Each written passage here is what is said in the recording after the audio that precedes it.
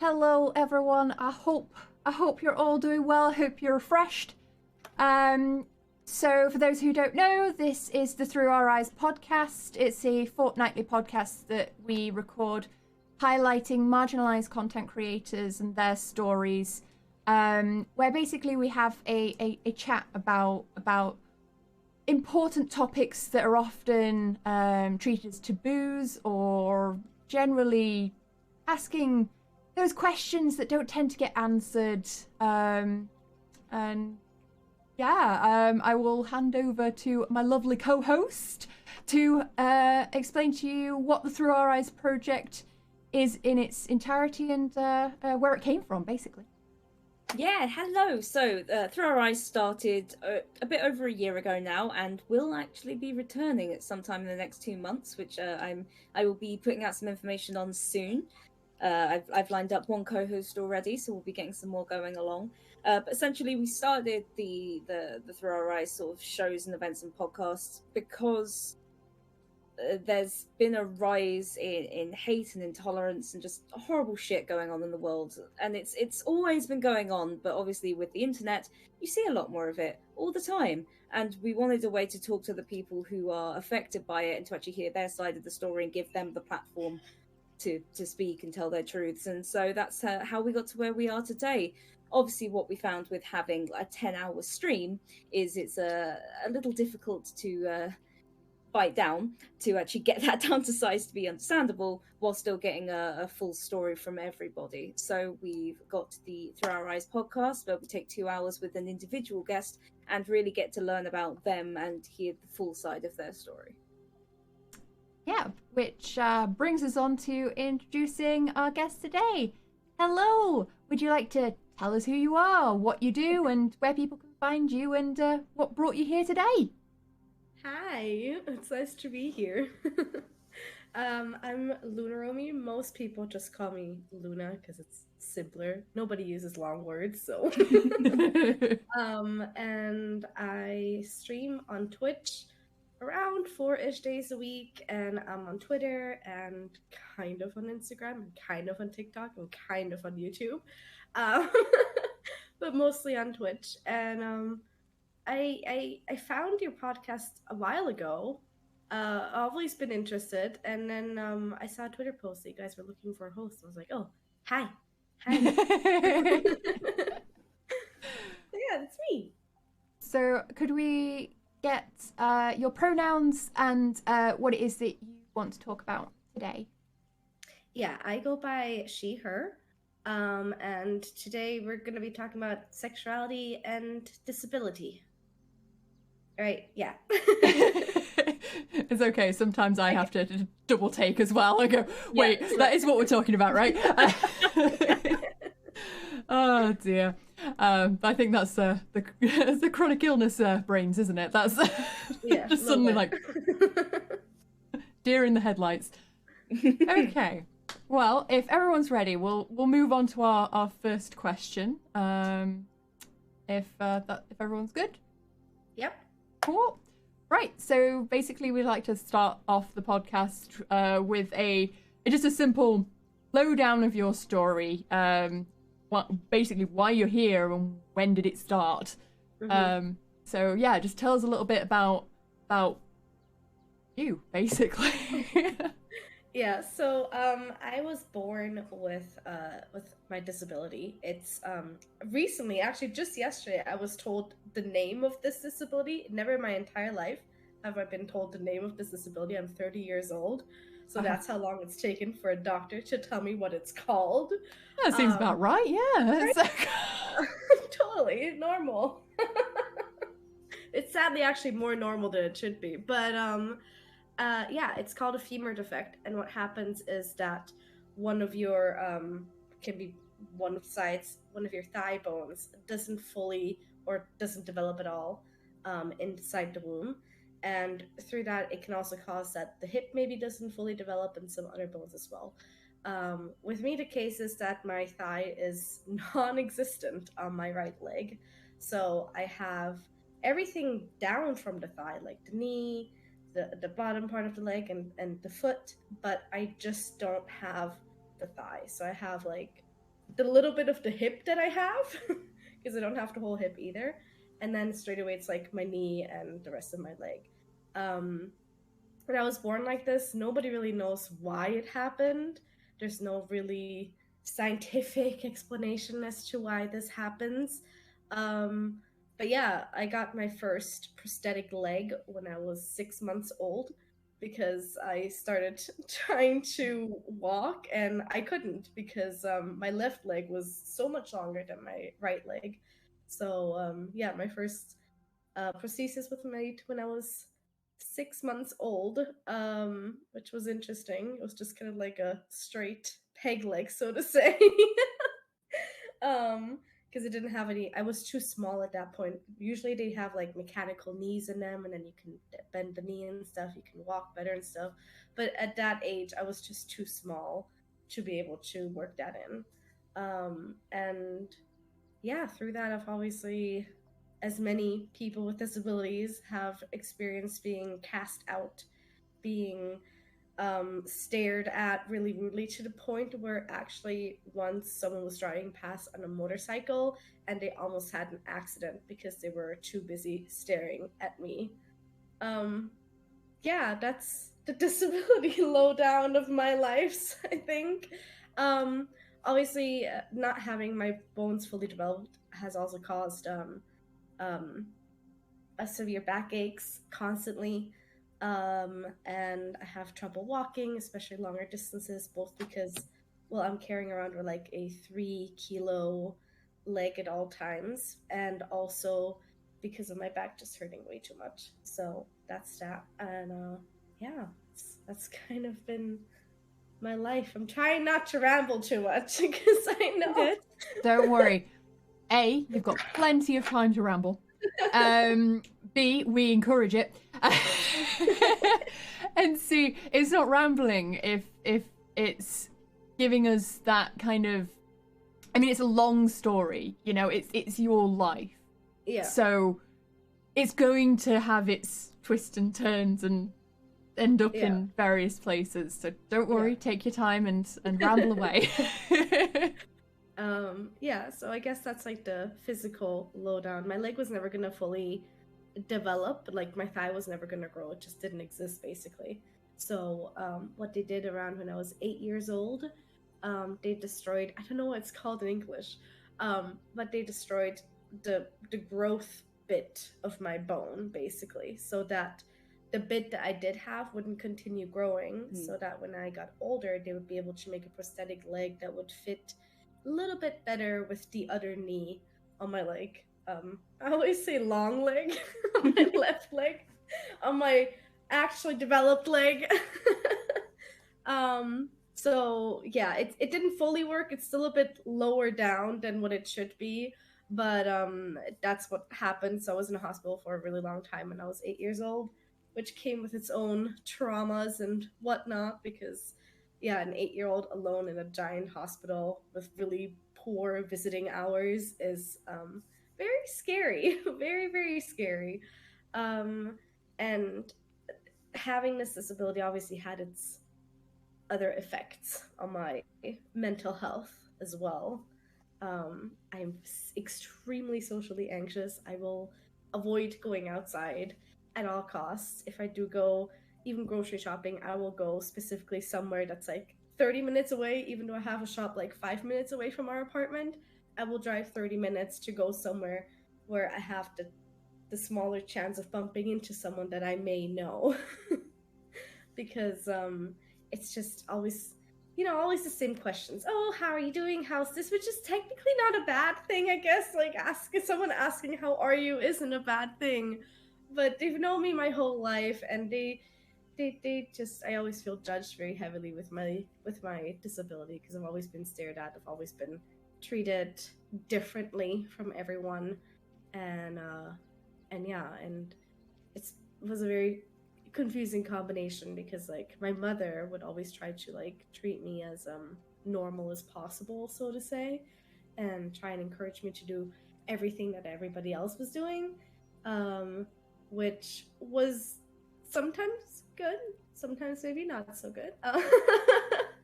But she tried, so that's all that matters. And yeah, lots of anxieties. I got recently, about a year ago, diagnosed with ADHD as well.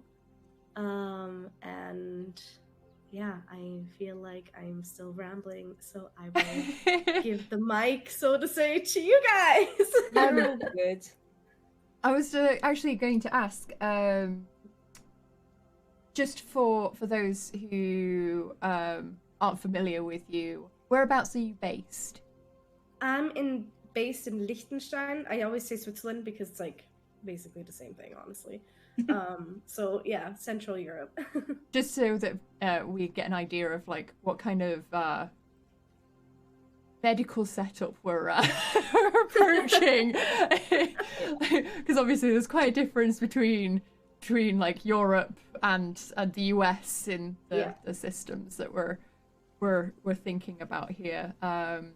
So you said about how you've had a lot of anxieties brought up from like social situations, especially around that question of how are you? I feel like this is something that is highlighted quite regularly amongst the chronically ill communities, is that question is one that, especially in the UK, is such a formality that is like a requirement in standardized conversation, and yet no one expects you to actually answer it correctly. Yeah. And if you do, people will be like, oh boy. Yeah. Oh god. So yeah, I think for me, one of the reasons why that, like, especially in IRL situations, like where we're like face to face meeting in person, you know, that makes me so nervous, is because due to my disability, my obviously movement is very restricted, and because of that, I have over the years gained weight, and I am a little bit chubbier than, you know, the ideal would be. And I always get just really, you know, those looks.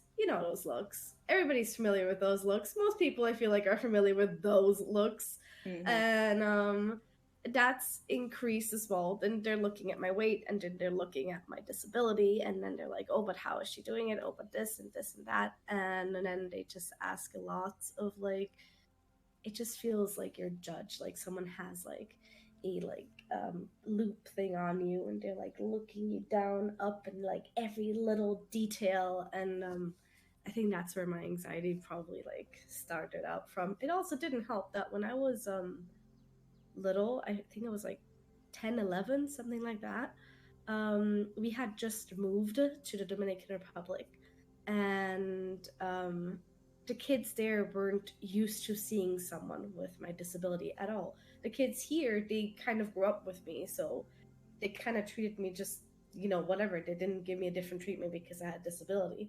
But this new place where we were at, in a whole different country, there was this party, and I went. It was a pool party because it's a hot country, so that's what you do in hot climates. You have pool parties.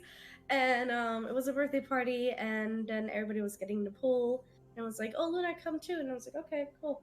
And then a ton of kids, like apart from like maybe my two friends that I had that were encouraging me to come in the pool, all of the kids left the pool screaming because of my disability, because I put off my prosthetic leg and I hopped in the pool, and they thought it was like some kind of disease that they would catch.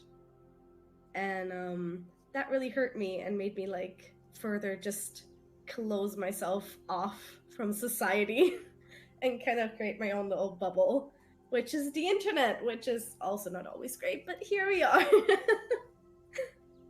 I think that's that sums it up pretty well. It's great. It's great. Sometimes it's a mixed bag. Good when moderated. So we're a mixed bag, yeah.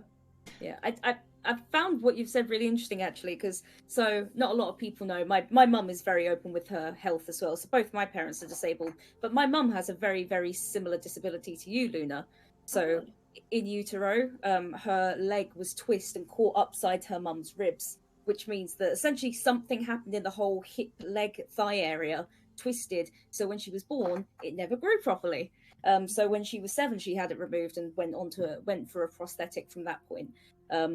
But it is one of those things where, you know, you do get a bit bigger when you can't physically walk, and you get looks because of that. And a lot of people tend to assume weight is the cause and not the symptom, which a lot of the time weight is a symptom of disability and chronic illness. And so I'm obviously not small either, and it is a shame when it is assumed that, oh, you're disabled because you got fat. And it's like, no.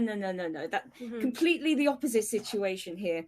But it's very, very interesting, because the amount of kids that have come up to my mum been like, where's your leg gone? And my mum actually finds that more endearing than any adult going, oh, how are you? Because at least the kid genuinely is curious what happened and wants to ask. I don't know if you find that's a more, you know, obviously you've come here to talk with us about it, but I don't know if you find that's a more like a way you'll be more happy talking about it if somebody was actually more forthright and was just like, I'm curious, instead of just poking around the subject. I definitely prefer people just straight up asking me, whether it's kids or adults. Like, and I think there's a huge like just gap everywhere around the world with in schools. Like, we don't get taught about different disabilities and their causes or their effects and whatnot. You know, that's not a topic that you generally learn about in school. So even I myself, I hate it, but it's natural. It's inhuman. It's natural. We're curious beings. So if we don't understand something,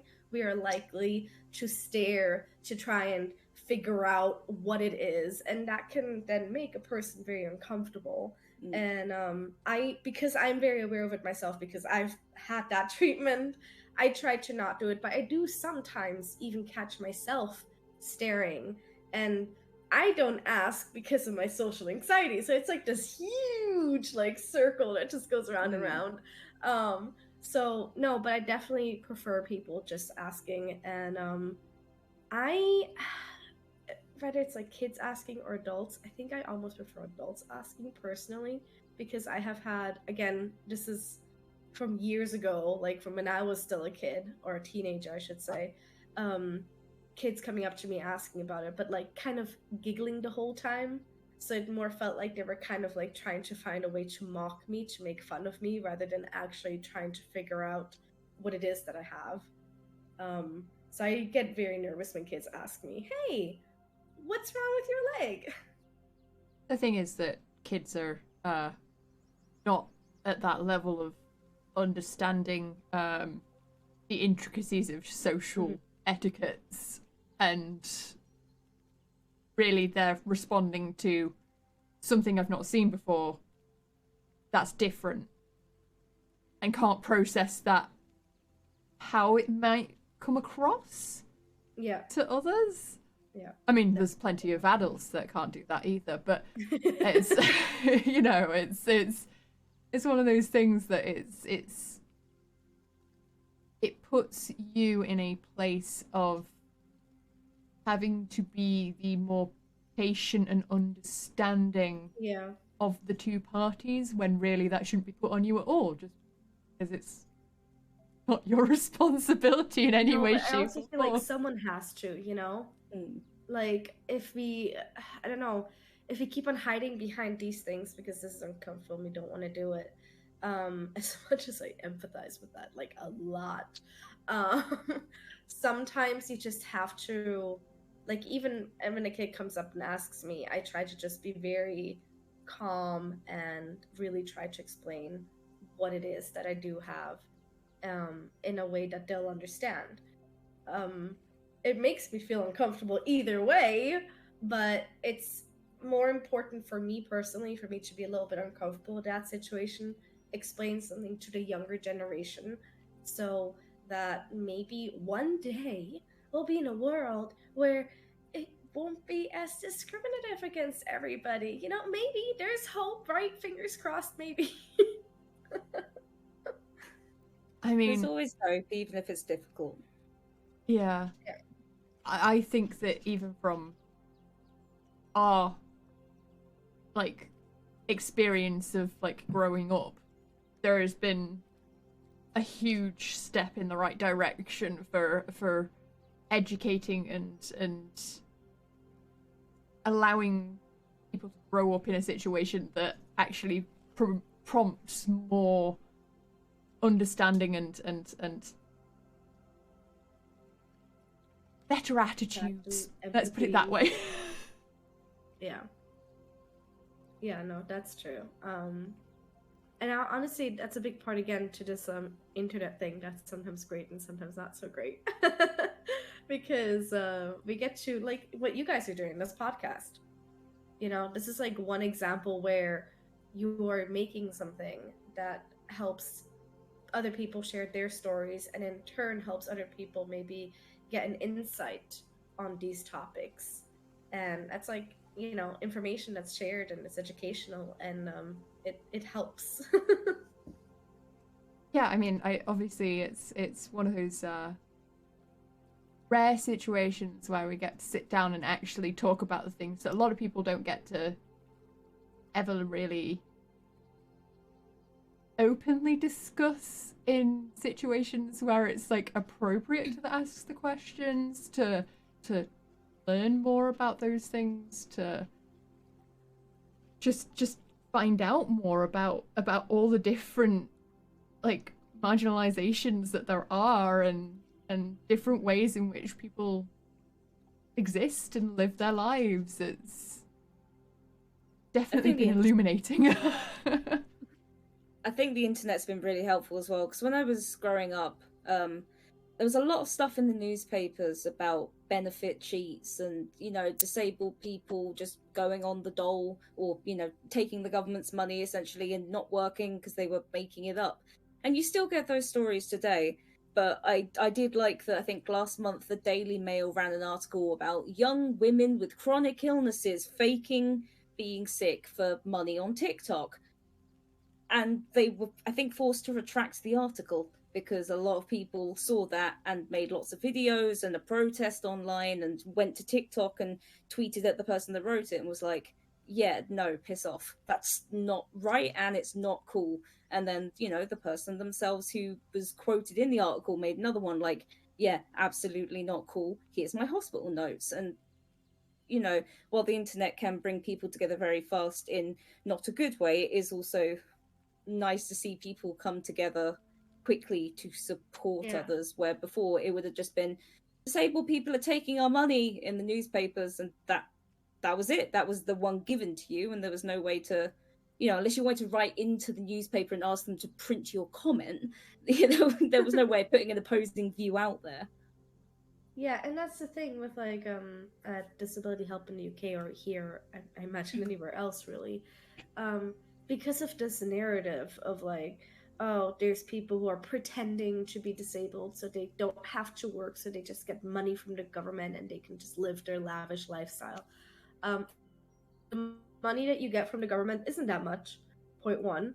Point two, that narrative has caused so many people who are really disabled and who really do need help to not get the help. Mm-hmm. Because like, for me here in Liechtenstein, there was someone, an organization that made me aware at 18 that I should be getting disability help now because I'm now of age. So I was like, okay, let's apply. And it declined, you know, I was like, okay. And then I just let it go because I was like, well, I'm in university and stuff. I don't really need it right now. And then later on, I applied again. And they literally, like, I think I was like maybe 20 years old when I applied again, or 21. And they literally declined me because I can still walk, like, quote unquote, I can still walk. I am not in a wheelchair yet. Therefore, I do not need help. And that was I'm so angry at the word yet. because there's so many times where it's like, oh, but you can still walk, or you're not in a wheelchair yet, you know, like still or yet, you're still able to do this, you're still able to do that. Yet it's like, yes, I am currently still able to do these things, but I want help so that I can maybe be able to do these things a little bit longer, so I'm not taxing my body over and over again, and putting it over the edge to the point where I really won't be able to do any of these things, to the point where I'm not yet 100% confined to a wheelchair. I already have limited mobility, but obviously, like, I don't want to be in a wheelchair. If I can avoid being in a wheelchair, I don't want to be in a wheelchair. And it's just this constant forcing. They're constantly trying to force me to go to work, and I literally have days where I can barely get out of bed because my back hurts so much, because of my disability, because of my hip missing, because of me not having a thigh, because XYZ, and even yesterday, we were checking out a new orthopedist technician, one that's closer, because the previous one is in Germany, like 3-hour drive from here, and I don't want to do that all the time, especially not on my own. So I'm looking for someone closer, and they were asking a ton of questions, and they were like, "What's your mobility like?" And then I said, "Oh, well, I need help with putting on my shoes sometimes. I need help walking. Like, I don't have a walking stick or anything like that. I usually use my husband as my walking stick pretty much." And I was saying that, and they're like, "Okay, so you're mobility grade 4. And that's apparently the highest mobility grade here." And I was like, "What?" And he's like, "Yeah, for a disabled person, you're mobility grade 4. And like, that sentence, "for a disabled person, you're mobility grade 4, that shouldn't even exist. This definitely touches on a point that really pisses me off about disability support and our attitude as a society towards what classes as disabled enough. Yeah. I mean, going for benefits, as you said, in itself, half the time, you don't want to go for it in the first place. You don't want to put yourself through it. You don't want to be dependent. And I mean, it's a ordeal. It is an ordeal to go through.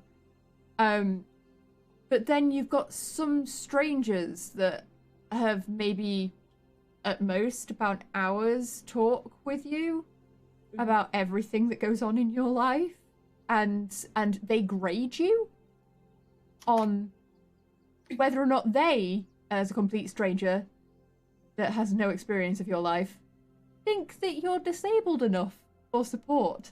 And that, in its entirety, is just so demeaning and unpleasant to go through, because it's not. I mean, again, I'm speaking from my experience and from what I've heard from people on the podcast, that you've already got enough imposter syndrome as it is. Yeah. You don't need someone going, but are you really disabled enough for this? Like, we can make a meal, like, once a week, so that's something, right? So it's fine. Plus, it doesn't take into account the dips and the highs in your disability, because sometimes you feel okay, and sometimes you've got that magical day where your medications come together and you've magically gotten a good night's sleep for the first time in 8 years, and then you got a good day. And then you get really hurt because you spend that good day doing all the things you wish you could do, and Drac, and then and then you got another 6 months of bad days. Yes, but I'm just looking up. So disability living allowance was cancelled in the UK and replaced by the, what was it, personal independence payment, PIP, which it's ridiculous. And it says there's 2 parts to PIP, and whether you get one or both parts depends on how much money you get and how difficult you find everyday tasks, when compared to someone who isn't disabled. But all of these things are eating, drinking, and preparing food. So if you say you have difficulty preparing food, that might count. If you have difficulty eating, that might not count because it might not be alongside preparing food. So it's one of those things that makes no sense. I believe at one point my mum applied for PIP, again, one leg, scoliosis of the spine, major eye surgeries, full body psoriasis, plaque psoriasis, many issues. And I believe they asked her, will the leg grow back? Now, I'm pretty sure most people that got that position had to go to school at one point or another. And I'm pretty sure we're taught that limbs don't grow back. So, not quite sure how they got to that question. Maybe they just really had to be sure. Maybe they saw the scales and were like, lizard. Maybe she's a lizard. Maybe it will grow back. But again, I wouldn't say this shit unless my mum hadn't made the same jokes in the past. But it boggles the mind, and the amount of times that it says, we're here to help you. Now fill out 30 pages of paperwork and make sure you dot it correctly or we'll reject it. And then to get declined 3 times until you take it to court and then forcibly fine, I guess we'll accept you because, you know what, actually, you are disabled enough to get help. Like, what is this? I remember, so when I was 18, actually, I was living in the UK. I think it was 18, I was living in the UK. And my boyfriend at the time was like, you should apply for DLA. Because you're eligible for it. I was like, I mean, okay, fine, like whatever. I couldn't fully work because of my disability, so some extra little bit of cash every month, I wouldn't have complained. And I did get accepted to DLA eventually, but it was a long fight, and it did go to court. And what I had to do is I had to take pictures because they couldn't envision or they couldn't really grasp the disability that I had. So I had to take pictures of my body, of my deformed back, of my little leg, of my prosthesis and everything for them to believe me that I was actually really disabled. And then they accept it. Well, that's just... I'm at loss for words at how despicable and demeaning that is. Like, the reports I've seen online have also said things like they start judging you from when you walk into the office. So when you go for that assessment, it's like they walked in. That's more than 10 steps. Mobility is good. Which is like, oh yeah.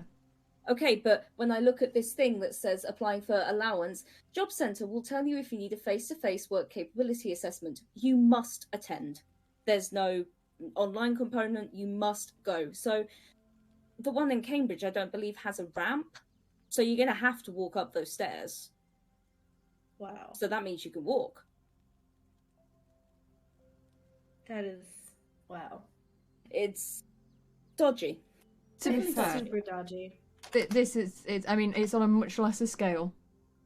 But I had no end of problems when I went for PIP myself. And one of the arguments the first time they rejected it was she was laughing through the entire thing, so she definitely doesn't have any mental health issues whatsoever. It's like, so because you can still find joy in little things, because you have a nervous laugh, like you know, you're fine, you're cured, you're laughing, you're cured. I have so much social anxiety that the only way that I can cope with conversations is to just giggle all of the time.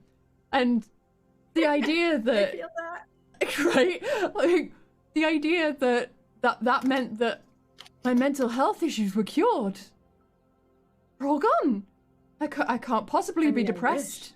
I don't have anxiety because I was able to giggle through the entire ordeal. It's like, yes, because otherwise I was going to cry. And it's not socially acceptable to cry for 2 hours in a conversation. Apparently it's not socially acceptable to laugh either. Have they seen Joker? I'm not sure if I should be offended at that. It's not the understanding that laughter can be an indication of mental stress, mental trauma, and mental disability. Yeah. But no. But I am Pagliacci. Anyway. Getting a Watchman now. Oh, and it does have a ramp, my bad. Okay. Thought I'd check just in case. I get cancelled by the but job still, centre. like, the fact that you need to go there, you have to attend, like, that there's no online. It generally, like, today, it's not just there, it's over here as well. Like, there's sometimes appointments that you absolutely have to go to, you know?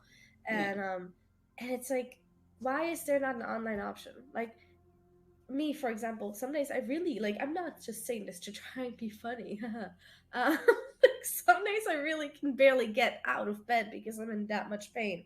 Yeah. But even on those days, if there's an important appointment, I then need to put myself through more pain, take a buttload of really heavy painkillers to be able to go to that appointment. You know, that shouldn't be a thing. I think that again, it's like the idea that you're analysed on your standard week, how many days out of those can you function in this strange way that we're going to put on this tick sheet. And it's like, okay, I mean, there may be some of those things that I can do, but I'm going to be fucking paying for it down the road. Yeah. But you don't count that. You only count if I can actually do that thing. And it's like, well, yeah, but then I'm in bed for like 2 weeks because I've pushed myself to do it, to fulfill this requirement, because it's really important to get there, and I can't do anything else. But they can't quantify that. So. Oh, exactly, and it's one of the reasons why, like, I actually went into trying to work a normal 9 to 5, so to say. So when I was a couple of years ago, I moved back and forth. I have to quickly say, since I was 10 years old, I have moved to the Dominican Republic, stayed there until I was about 16, did a year in Quebec, a transfer student thing, came back to Dominican Republic, went to the UK for college, went back to Liechtenstein because I missed Liechtenstein and I was kind of pulled away from there when I was 10 years old. Then was like, actually, you know what? The relationship there went super south, so I ended up going back to England, meeting my current husband, and hopefully husband for the rest of my life. And then, then went back to the Dominican Republic because my mom convinced me it was a great idea. It was not a great idea. And then now I'm back in Liechtenstein. So I have moved around a little bit. Just teasy a bit. I thought I was a bit of a jet setter, but wow, that's. So, okay, now that I've covered that, when I went back to the UK, where I met my now husband, because I didn't bother applying to DLA again because I was like, I'm not gonna do that. I don't know how long I'm gonna stay here. I'm not gonna do that. And I never managed to get the one from Liechtenstein, which is, once you get it, because I was born here, I would be eligible to, as long as I stay within Europe. So there's that. But I didn't get that. So I was like, you know what? They're always telling me that I need to work minimum a year. That's another thing. Over here, to get the disability allowance here, you need to have worked for minimum a year so that they can decide how much you get paid. Yes, exactly. And it's like, what if you can't work though? Like, what if you're unable to work? How You've earned no money for a year. You must not have use of money. To be fair, that is pretty similar with what they're doing with like the other, like, you know, what's it called now, the just general benefits that Job seekers. What, job seekers? Yeah, but it's not called job seekers anymore, is it? It's something else. They keep on changing the names of it. But there's like a disability, you are incapable of working benefit that isn't PIP. Yeah. And there's severe disability allowance. So SDA. I'm gonna guess there's like a generalized one as well, but I'm not sure. Yeah, I think it's generalized one, but you only qualify for that if you've worked enough to qualify for it. Like, can't. but Who makes these rules? Who comes up with this stuff? Like a pension? Apparently, I need well, because I was told to go for it, and it was a case of because I was signed off. I was like my doctor was just signing me off constantly, and it was like I cannot do that. Universal credit disability, yes, that one. Universal credit, right? Yes. And you have to have paid enough national insurance for them to then say that you qualify for it, and it's like I haven't worked since I came back from New Zealand, and I've only worked a year and a bit, and I needed to work like 3 years, but I also only worked part-time, so it was like... So I don't qualify for that, because I haven't contributed to my national insurance enough to do so, and it's like... Shouldn't they just go... It's same here, like we don't have an official minimum wage here, which is one of the reasons why I need to work for a year first. We have like a wage average, you know, that everybody earns, but we don't have an official minimum wage in Liechtenstein. So essentially I could, you know, pay you £2 an hour and you'd have to take it. I mean, nobody does that, but you know, Yeah. you could technically. But it's ridiculous that you need to have worked when you're not able to work for them to be able to quote unquote help you, because like It just seems basic so... human rights should be able to be, you know, to maybe eat, to maybe pay bills, to maybe keep a roof above my head. Those should be basic human rights, no?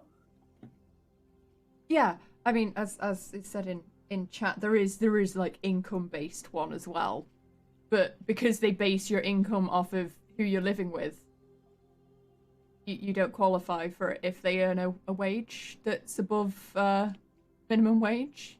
That's another big topic we'll have to talk about at some point, but we'll try not to distract it too much. But there's a lot of problems with disabled people getting married, because if you get married, you often cannot receive your disability benefit, meaning if you end up in a relationship which is not safe, you don't have cash. So what are you meant to do?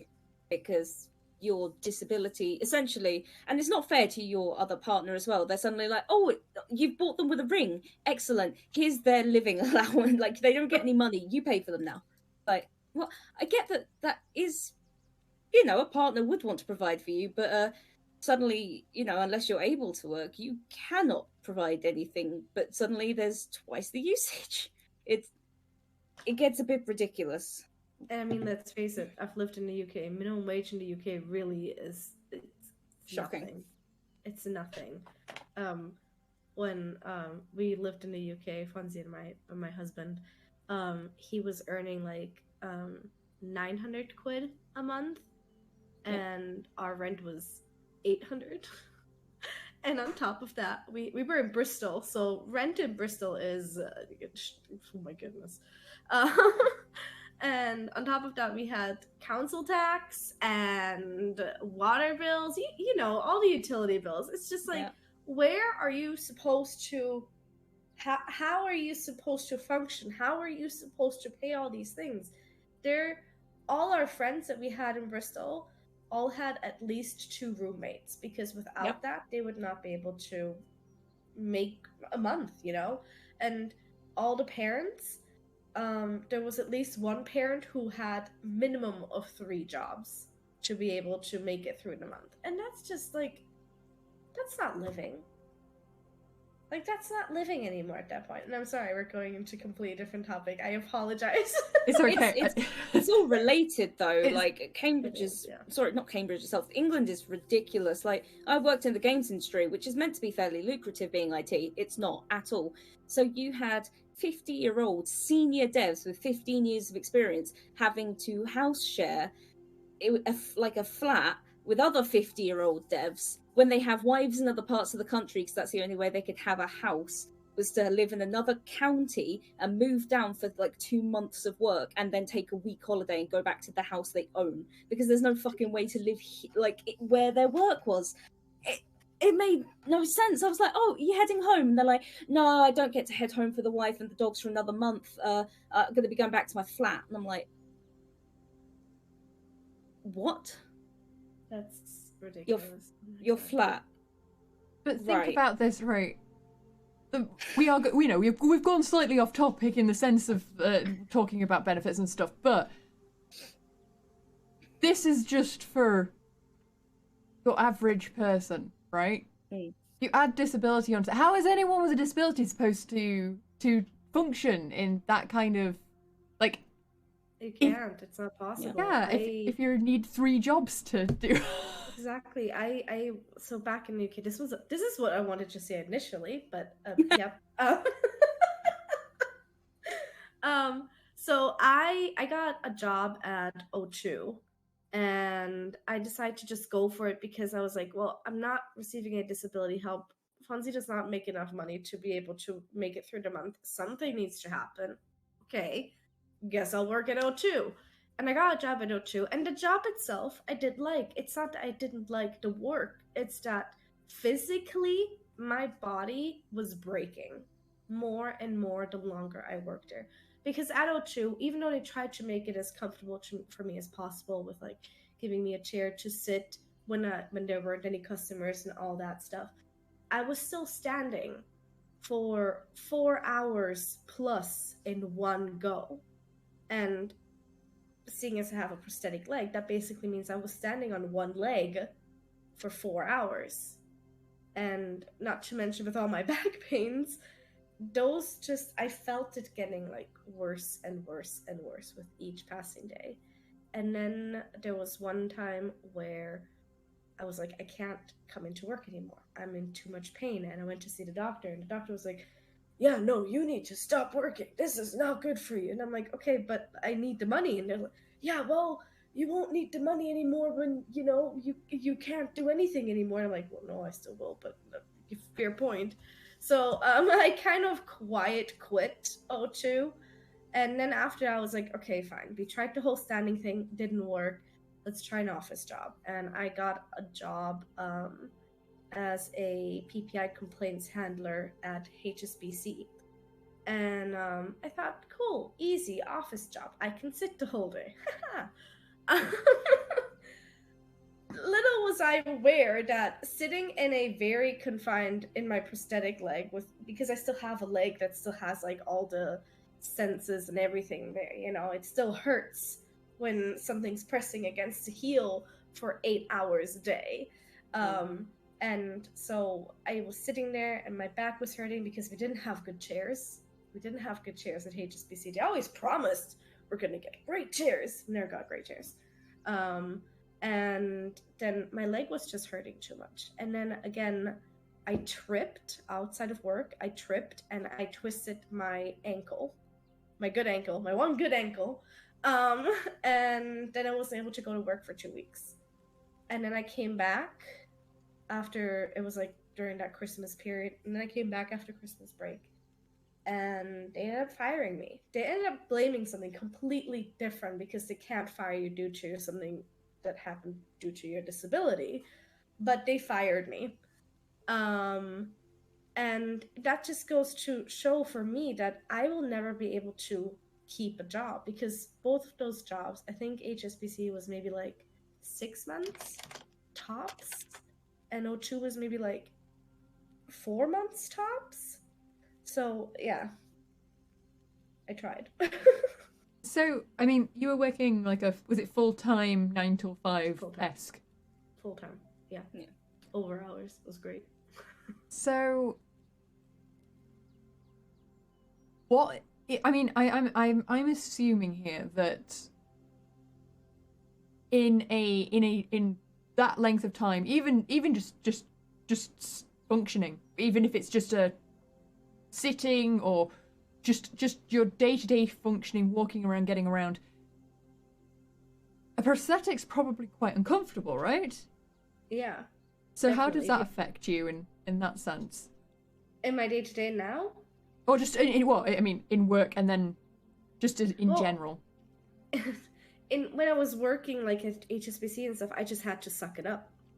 You know, I just had to suck up the pains. I would be sitting there I can be my leg for about 40 minutes to an hour. Sometimes on good days, 1.5 hours sitting. If I'm like going constant between sitting and walking around, like in between, then I can be my leg a little bit longer before it starts really bothering me. Maybe about 4 hours, and then it starts bothering me a lot. So at HSBC, I would just have to suck it up, you know, because otherwise I'd be going home within like the morning hours every day. So I just sucked it up. I just sucked the pain up and swallowed a couple painkillers and made do with that. And the other thing that was really tough for me as well back then is that I had to always pay for taxis from work to home, and that was 10 quid each way. So that was 2 hours of my work day that just went towards the taxi fare every single day. So that was great as well. Now, the reason I'm trying so hard to try and, I guess, kind of make it in streaming, to be able to get to a point where I can earn a livable income, is because I can sit here, I can take my leg off, I can have longer AFK breaks where, bless my husband, now he can't anymore because he's got a job, but he used to stretch my back. And I never knew this before. No one has ever tried this except Fonzie. He was like, let me try this. And he literally took my little leg and he just kind of pulled it and stretched it out. And that stretched the like right side of my body so much, and it felt so good, and I had like so much pressure relief from that. So he tends to do that, like when I go on my AFK breaks, he tries to do that, and I try to stretch my back in ways that it feels better, but I can't do that at a desk job, like where I'm working a 9 to 5. I can't do that at an O2. You know, I can only have this liberty in my own 4 walls to be able to take my leg off, to be able to take 15-20 minutes of an AFK break, to be able to say, you know, guys, I'm feeling absolutely miserable today. I'm not coming, and no one can threaten me with firing me because of that, you know? And that's the reality of it. And yeah. So let's talk a bit more about your experience as a content creator and how that has helped, hindered, what kind of issues you've come up with, and so forth with both your disability and your mental health. So what I found with content creation is that apparently I'm still learning things about ADHD. It's still like, I got diagnosed a year ago. It's still kind of new to me. I was just kind of labeled as, oh, you're so weird, or you're so odd, or my whole life. So I'm still trying to learn about that. But I personally, my therapist told me she wants to get me on some kind of medication so that I can let go. Because I cannot turn my work brain off. It is constantly on. And when I was working at HSBC, the difference was I could only work when I was at work. Working from home, I can always work. I'm always here in front of the computer. I can always be like, yeah, I could do this. Or you know what? I haven't remade my emote in the past 3 months. Let's remake all the emotes, because you can't just remake one emote. Like, oh, this one needs a little bit fine tuning. There needs to be consistency between the Yes, yes, it needs to be consistent. So now, and I'm Twitch partner, so I have like a ton of emotes. So that's like about 25 plus emotes that I then remake every 3-4 months, because consistency. And it's so frustrating. Like, I frustrate myself, you know? Oh, I feel that so hard. That reminds me, Jack, did I tell you? So I told you I got diagnosed with ADHD last month. Did I tell you they gave me the wrong diagnosis? Oh boy. They diagnosed me with hyperactive. I got the official paperwork through, and they're like, "Oh, whoopsie fuck, you've got both types." So I have combined type ADHD, inattentive and hyperactive. And then there was a little bracket on the bottom that said, we would also recommend getting an autism test. That's So I'm like, beautiful. okay, thanks. So there you go. Double ADHD with a possible side of autism. That's what we've got going on. I feel like I've heard that a lot lately, though, that a lot of people who get diagnosed with ADHD, people are now, therapists also recommending getting tests for autism as well. Yep. It's apparently like a 60% concomitant rate.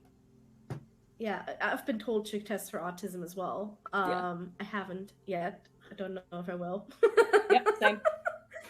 I'm fine having just ADHD for now. We'll see where it goes from here. Yeah. I'd just like my ADHD assessment. If you want to test something later on, like, that's fine. But like, I've got 6 months fucking wait for this. Yeah, I mean, I don't know if you did for the same reason, Luna, but I need help with the ADHD because it's causing problems, essentially, that I can't just work my way out of, essentially. But if I am autistic, as far as I'm aware, that's not caused me any problems I need to deal with at the minute. Maybe that'll come out more once I start on medication for, stimulants, and I'll go for help then. But if I am autistic, I don't need help with that bit, so I'm just not bothered about being told if I am or I'm not.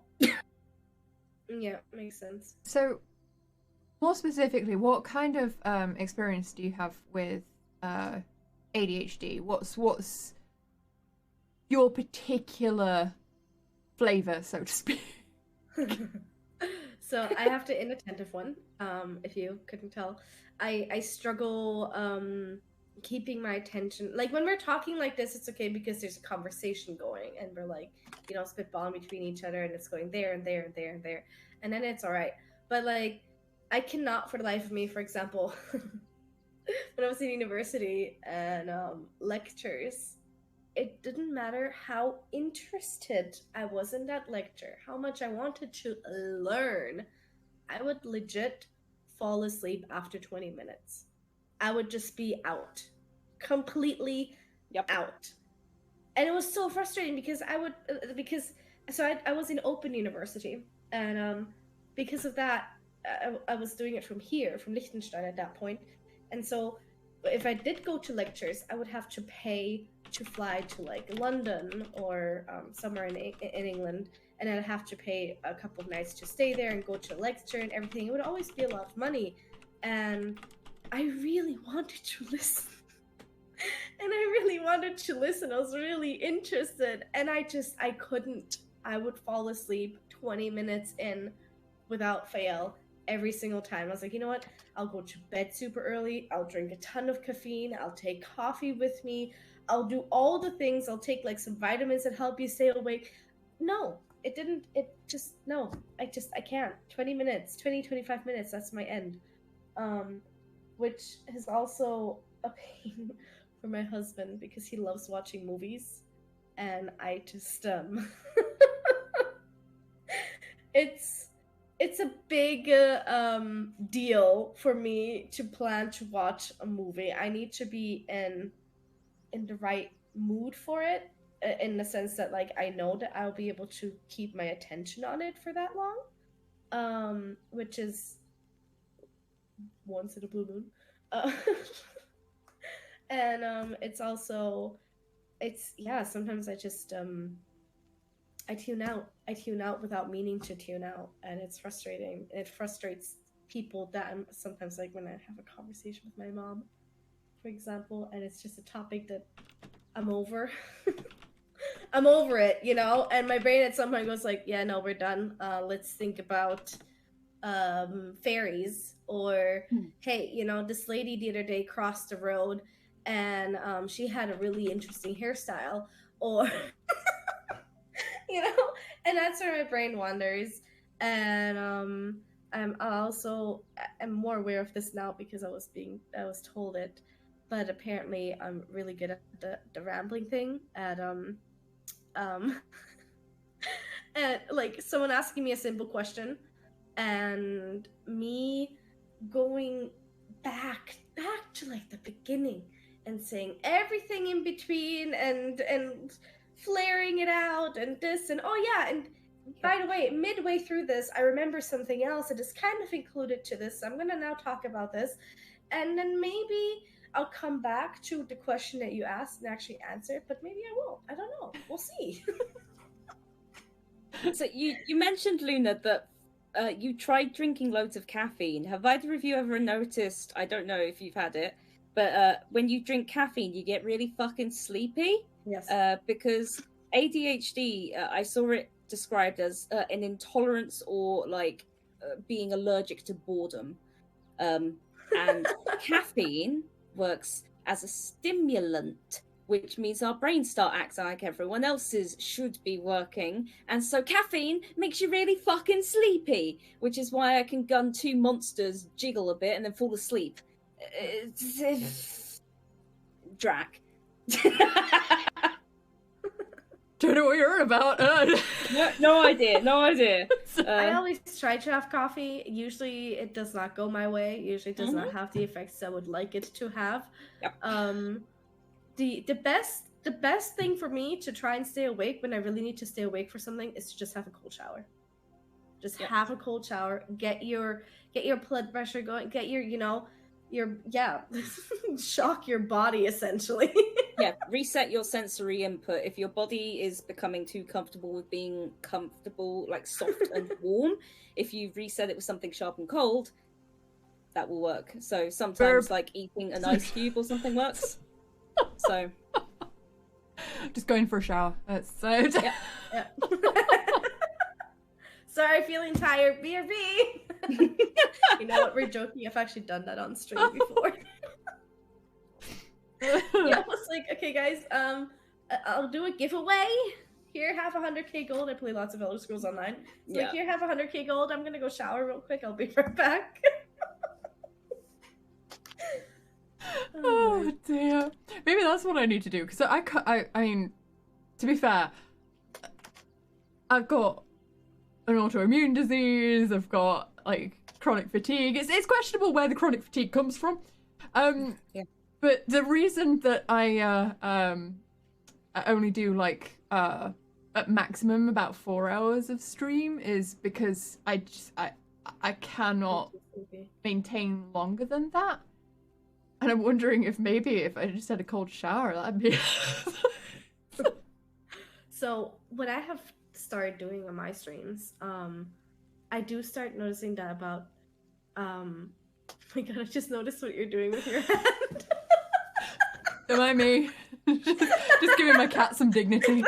I thought you were putting your hand up to like talk, and I'm like, okay, just be quiet. Just Striggers likes having an audience.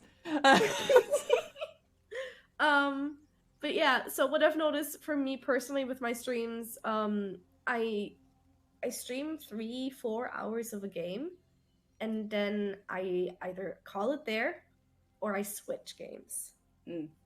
And sometimes that works. Most of the time switching games, switching paces works. But it was just, I think yesterday actually, I was streaming ESO and I had every intention to stream Coral Island after that. And my mom, bless her, she's here right now visiting, but she made dinner, and I don't like eating while I'm streaming because I get incredibly tired after food all the time. So I had the food because it was goulash. It was good food. I wasn't about to pass goulash up. I'm sorry. So I went to go AFK, eat, and then come back, and I was so exhausted. I was so tired.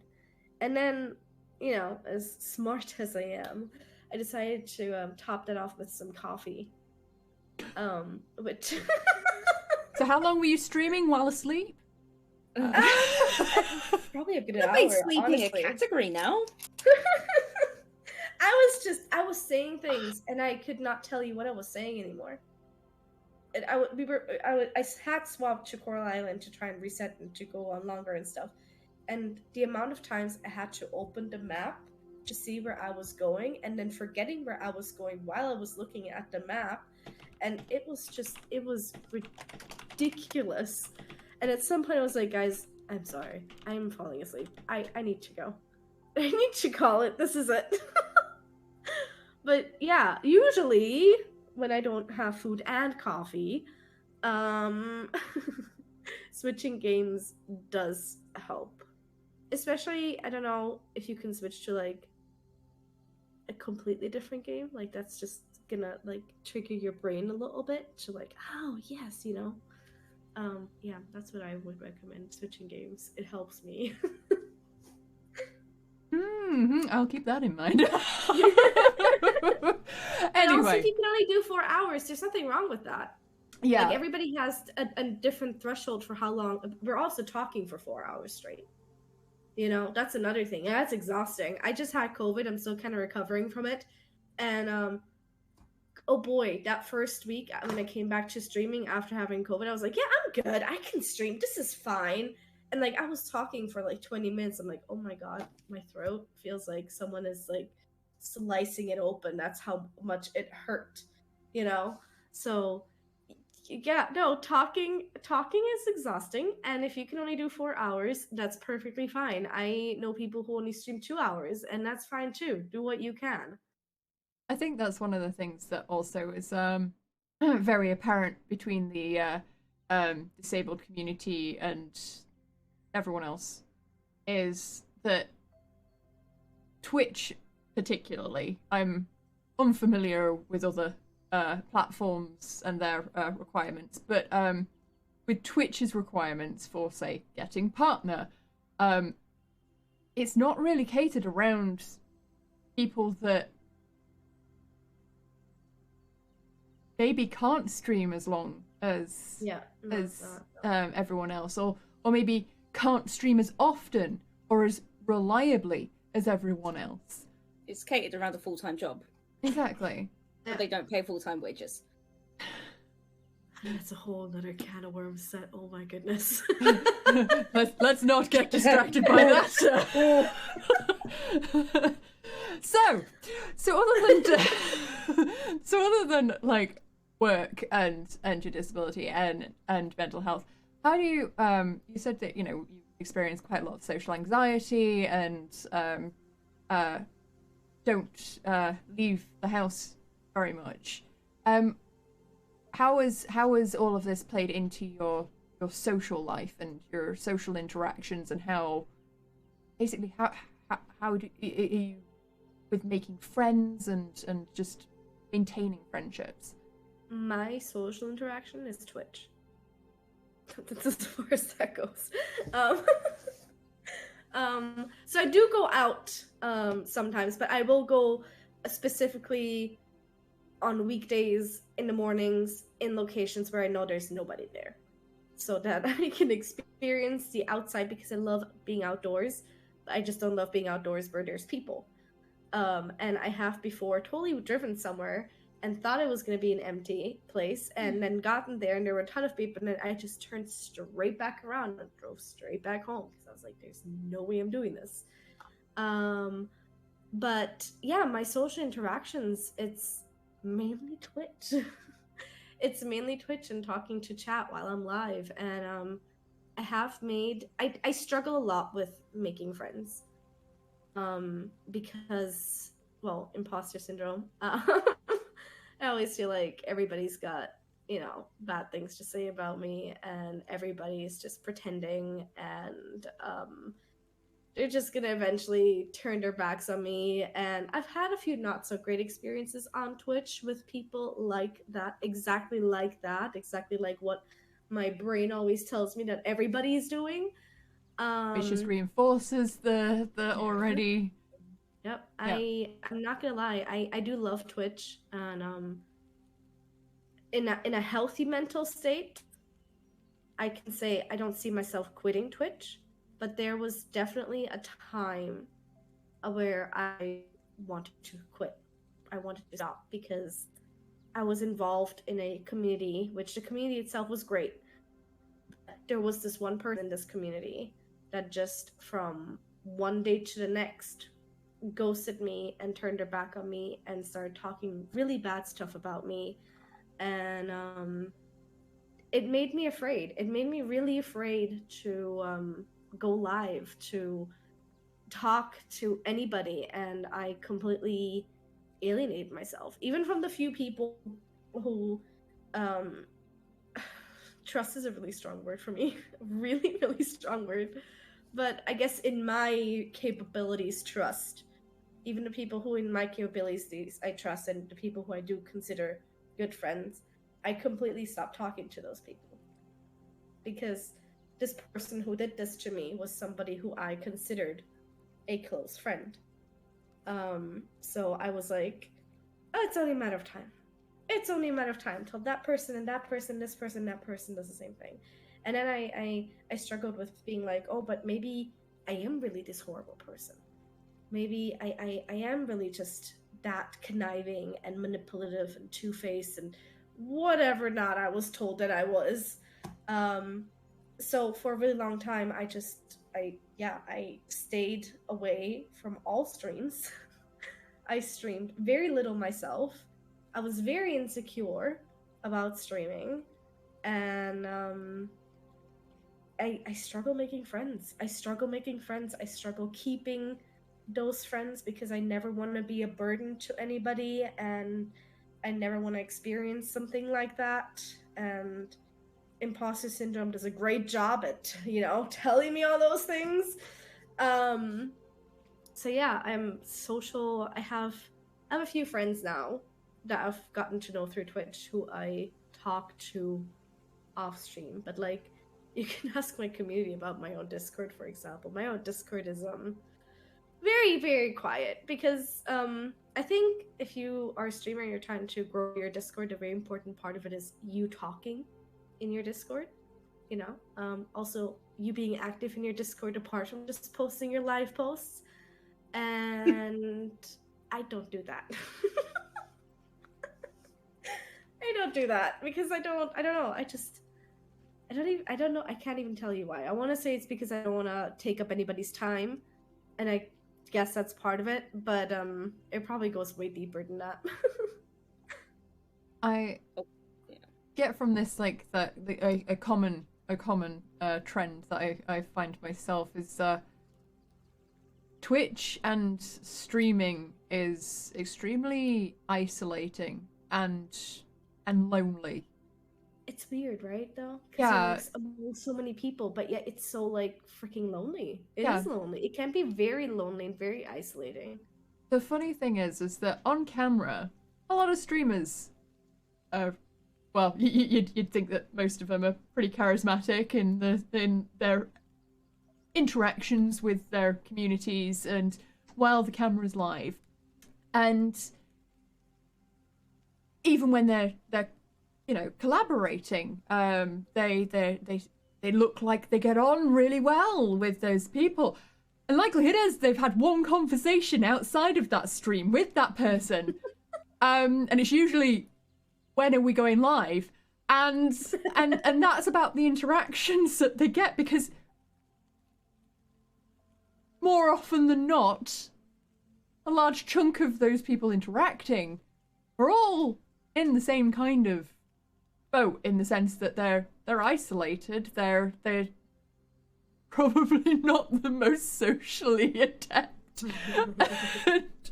and they don't actually have that confidence to believe that the people that they're interacting with are genuinely interested. Yeah, or want their time, or want to continue those conversations, or so.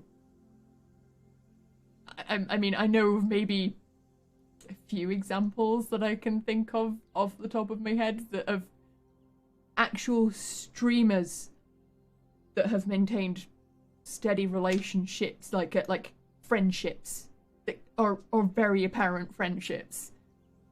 Yeah. And it's... There's a few. There's not a lot. There's a very few streamers who have those genuine friendships, so it's not just like, yeah, let's collab. I feel like, though, a lot of streamers have the intention of becoming friends with this person, but it's so many of us suffer from imposter syndrome, it's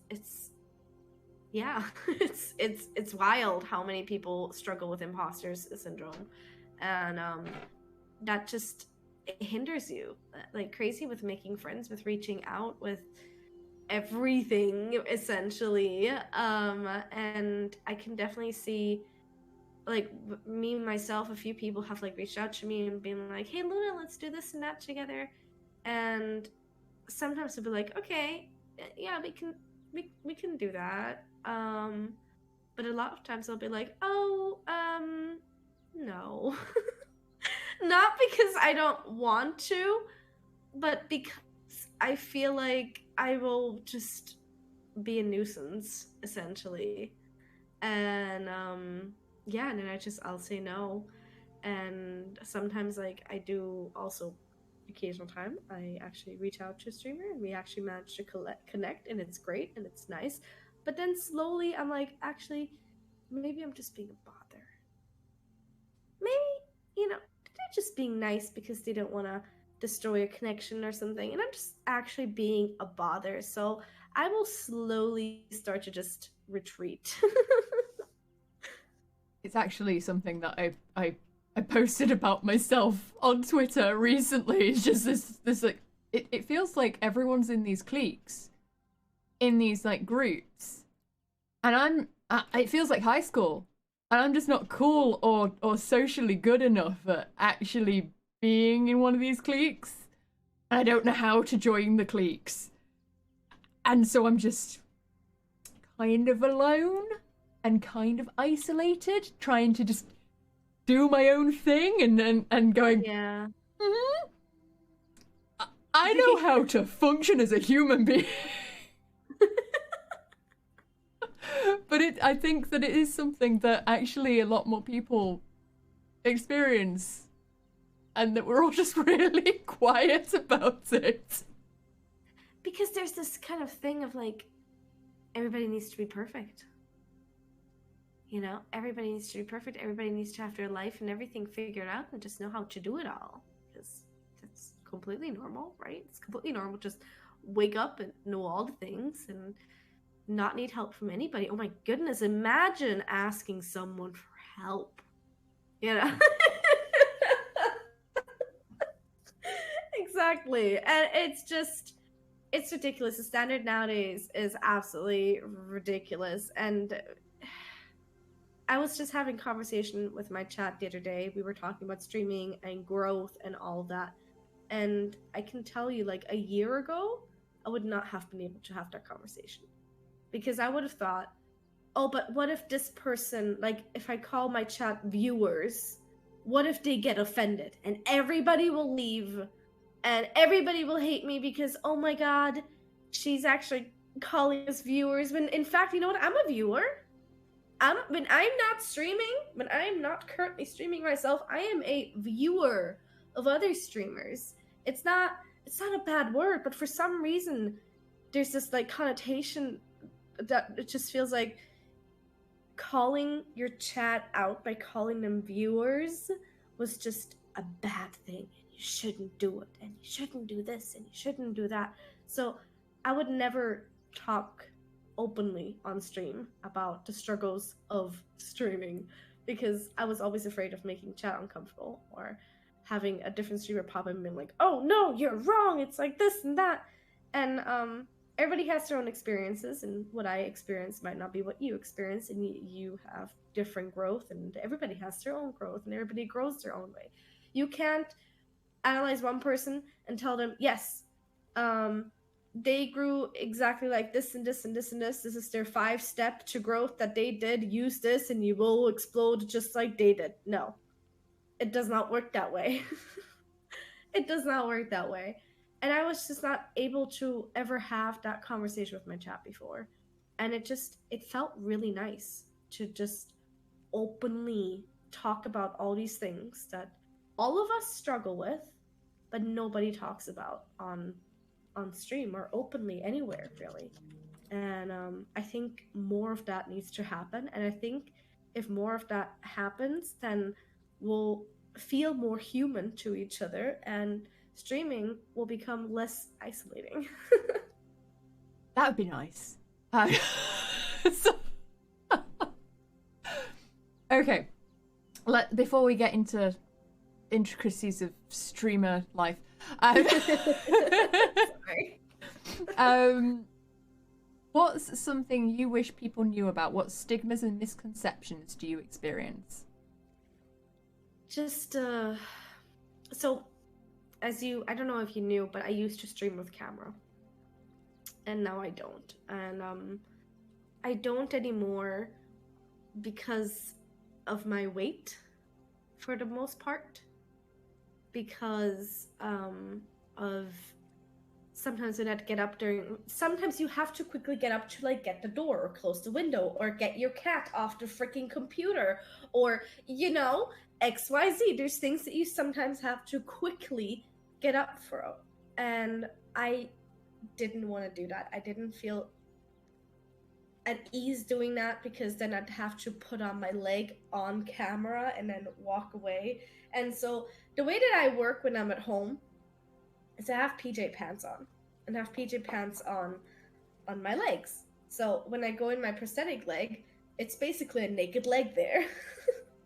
And I just felt really conscious doing that on camera.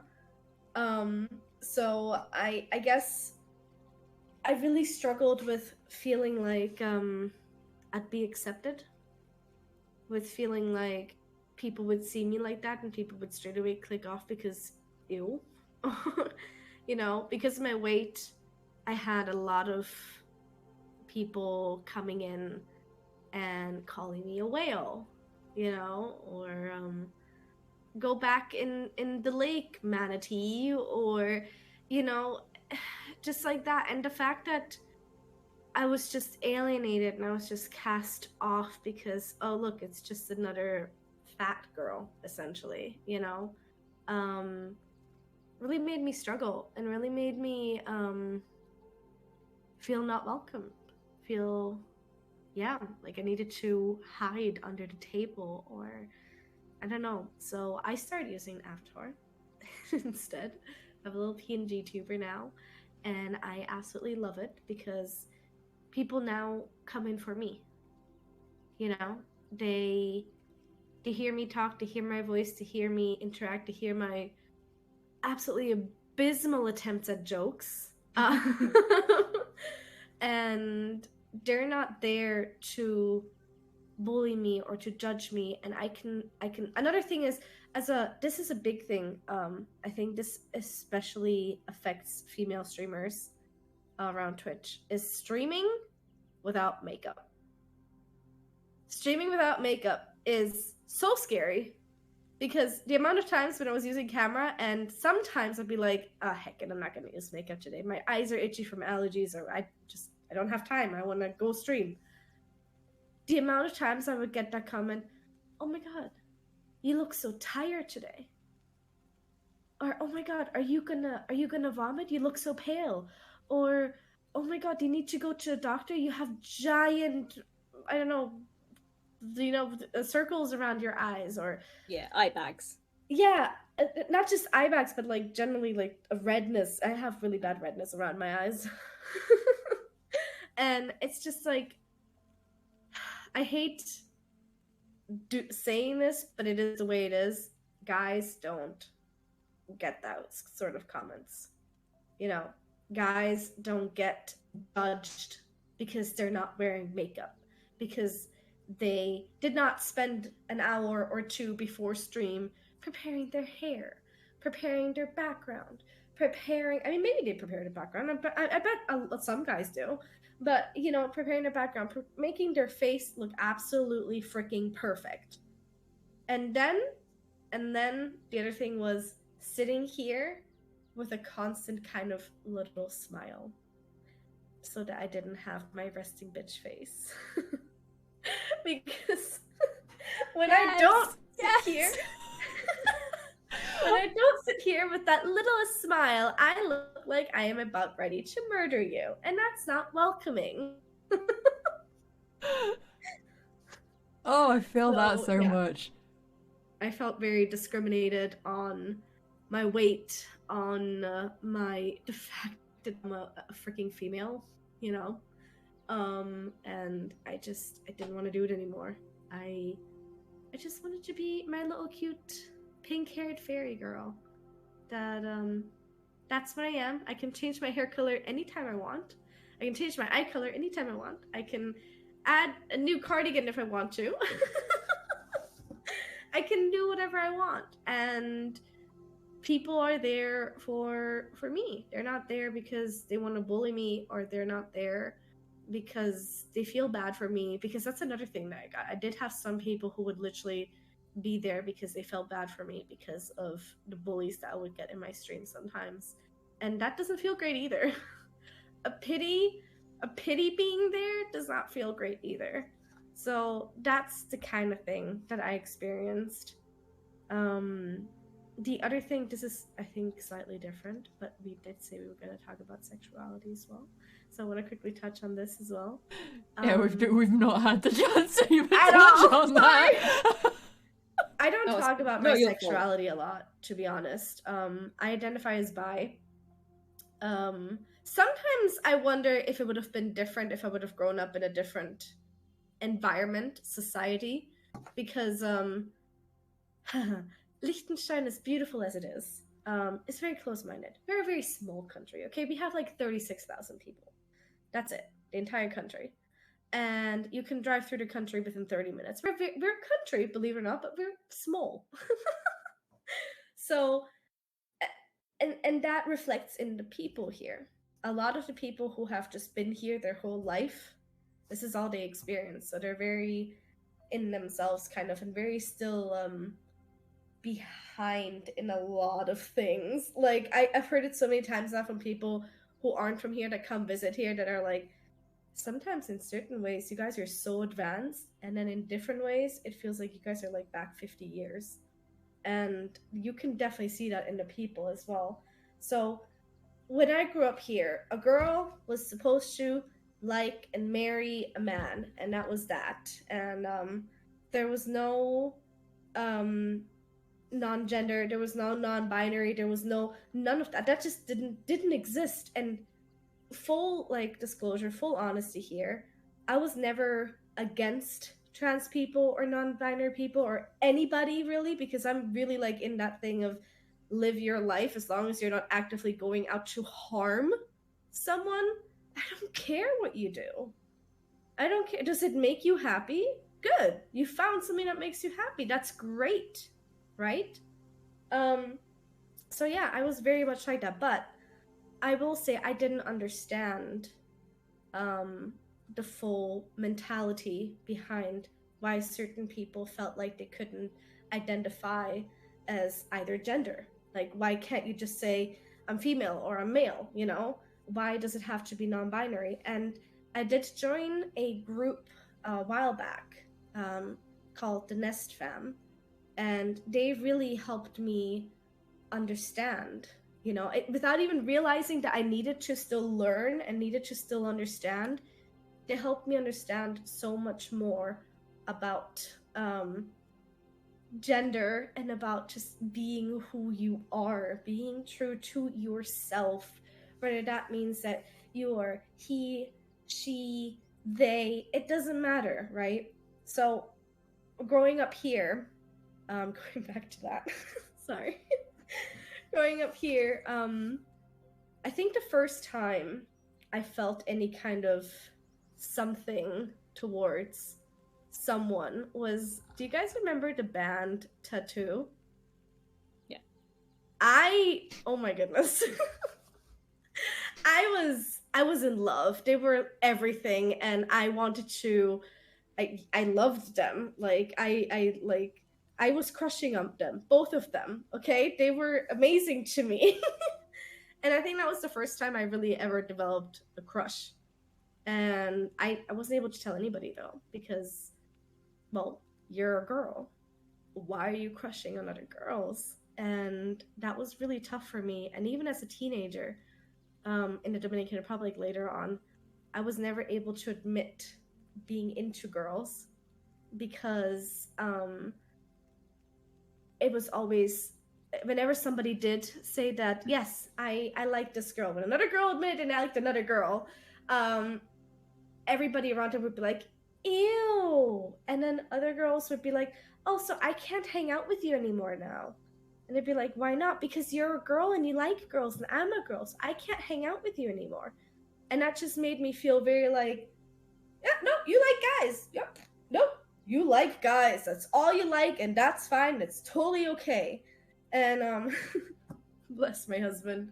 He sometimes like sits here and I'll be like, we'll be watching something and there'll be like a ton of hot guys there, right? And I will be like, I won't comment. I don't care.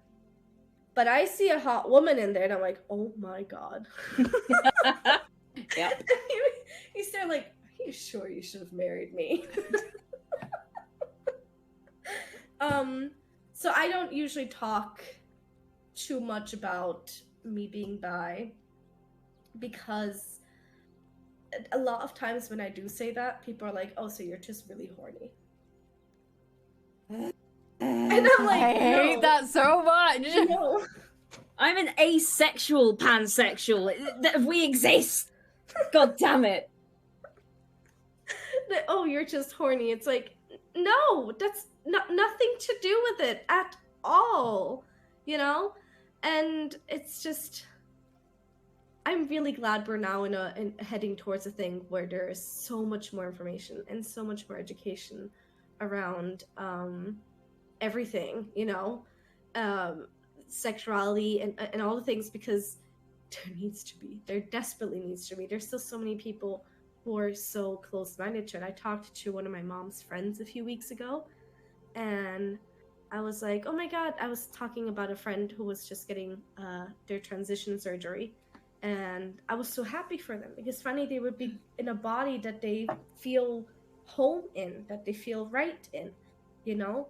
And I was sharing that, we were talking, and my mom's friend looked at me, like gave me the strangest look and was like, but shouldn't everybody just be happy in the body that they're born in?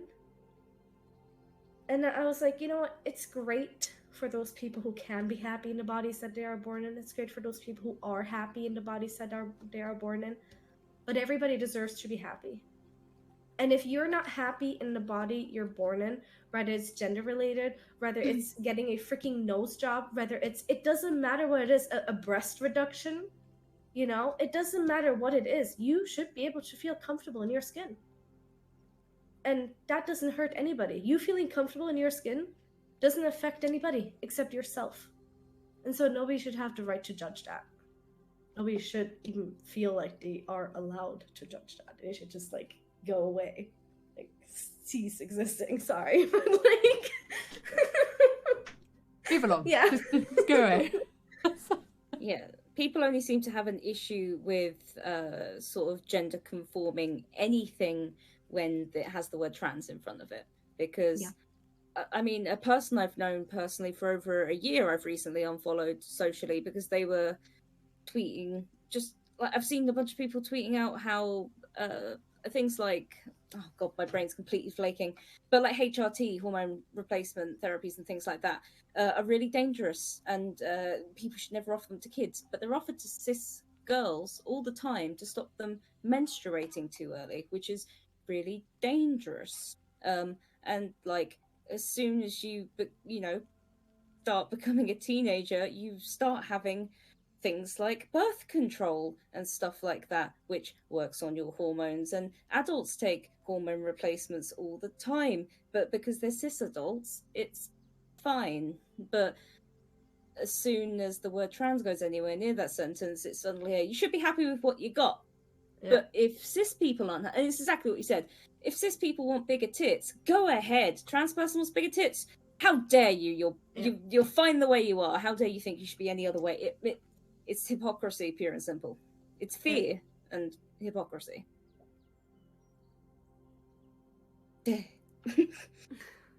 Okay, we've got roughly 15 minutes left, and I do have a couple of audience questions to cover.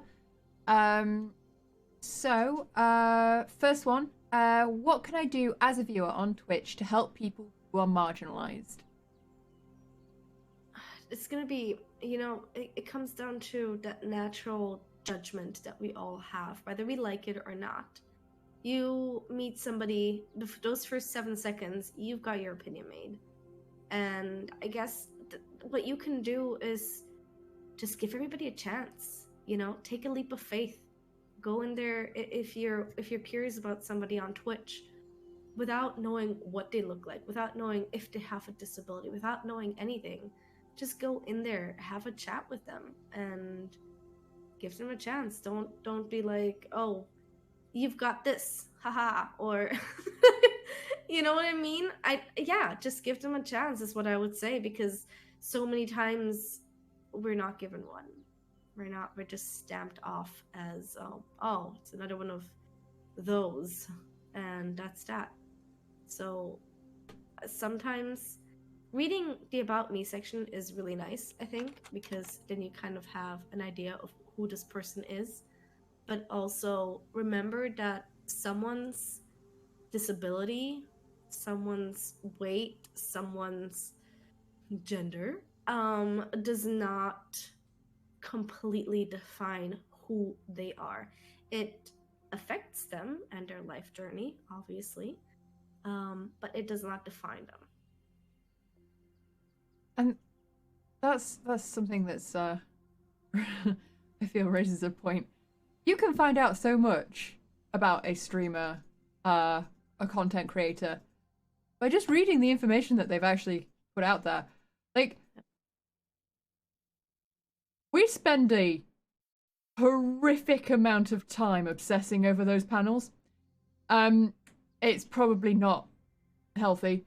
But it does provide a lot of information that will allow you to already know where you stand with certain questions that you may have, or what topics are safe, or what topics are ways to actually interact with people, whether they're marginalized or not. It has, you know, the panels are a really good resource that I feel like a lot of people completely overlook. The only people I know who've actually looked at panels and actually, you know, gone, okay, I've got that piece of information, now I'm going to talk about it with the streamer, are usually other streamers. Yeah, same. Also, most people who actually read the title are also the streamers. It's not even funny. It's like it's in the title. What are you doing today? It's yeah.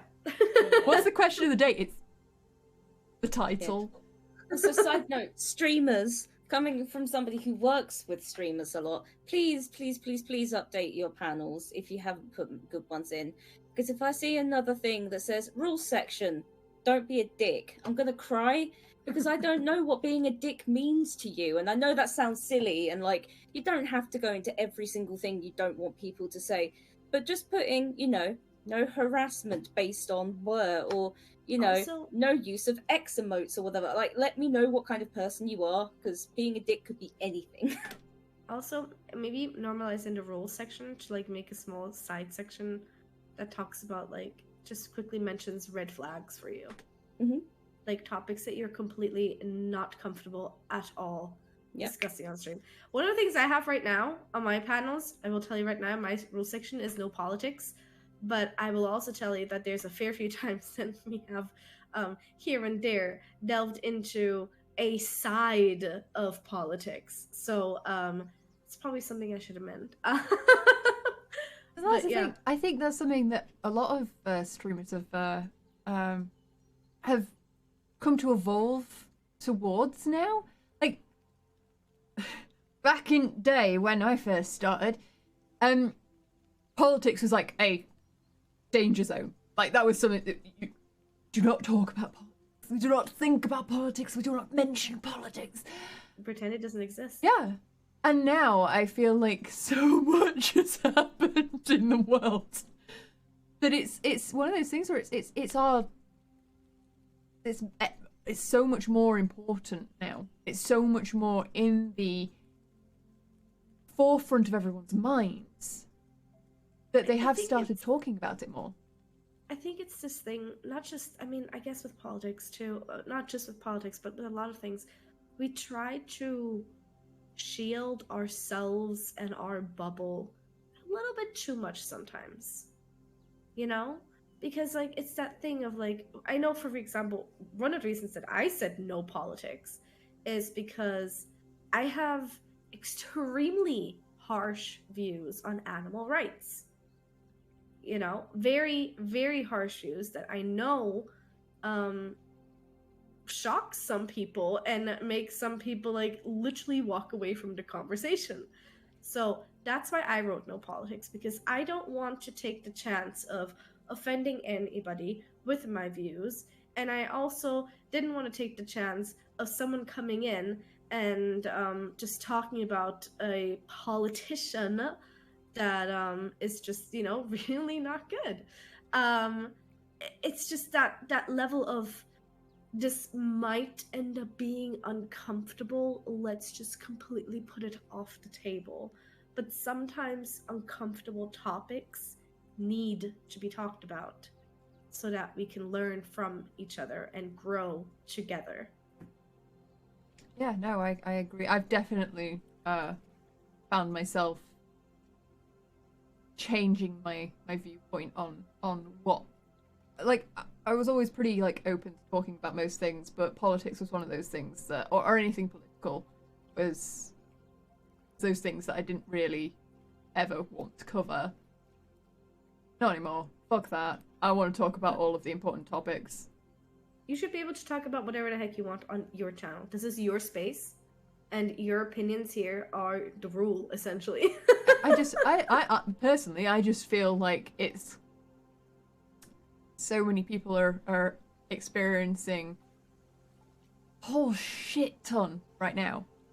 And it's gonna be, that's good, when you ask them about their day, that's gonna be the thing that's like, what the fuck is this shit in the news? Or what the fuck is that? You know, it's at that point now where it's like, if I, in my opinion, no, as I said, yeah, I'm all for everyone creating the space that they want to do, but for me, it's a case of, now it's like, I want to know about them, and that's the thing that they are currently going, oh my fucking god, about, then I'm going to talk about it. Yeah. But not judging anyone who doesn't. It's, I totally understand it. It's, you've got to create your own mentally healthy place, and only deal with what you can actually deal with in any one day. And also, it's completely okay to say, let's move on. I've had enough of this topic. Yeah. And that is a lot harder to do Really than is. it is just say, oh, just go do it. You just do it, you know? Because I was definitely not able to do that before. I have kept someone in my community that was very toxic to my community, and that caused several people to leave my community because I was afraid of saying enough. Been there, done that. It's hard to know that you're creating a space and you're getting to know these people online, and being the head of a community and going, for everyone's benefit, I need to remove that person despite the fact that I've developed a friendship or a connection, or because of various topics, things that are being said, is so difficult. Yeah. Also, if someone is neurodiversive in any shape or form, and they are being toxic to your community, because neurodiversive people can be toxic too, then just talk to them. Let them know that XYZ they're doing is not okay, and see about if they can improve on these things, if they can improve on that kind of behavior, if that's within their capabilities. And if not, then like you said, then, you know, it's for the rest of the community. If they're really affecting everybody negatively, then you're just gonna have to, remove, gently nudge them away. Which doesn't mean just because you're removing them from your Discord or your Twitch or whatever, doesn't mean that you can't still stay in touch or be friends with them. But if they're not good for your community, then yeah. Okay, let's get into some more of these questions because we've got a few and running out of time. I'll go with the one that's actually just been put in chat. What's the biggest obstacle to conquer after moving back to Liechtenstein? Maybe also for Fons.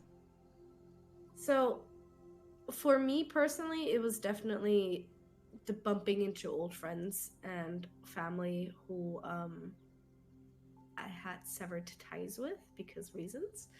And it's like I said, it's a very small country, so you go to your local shop, you will definitely 99% bump into someone you don't want to bump into, and you don't want to have that awkward hi, how are you doing, oh it's so nice to see you, you know, that great awkward conversation.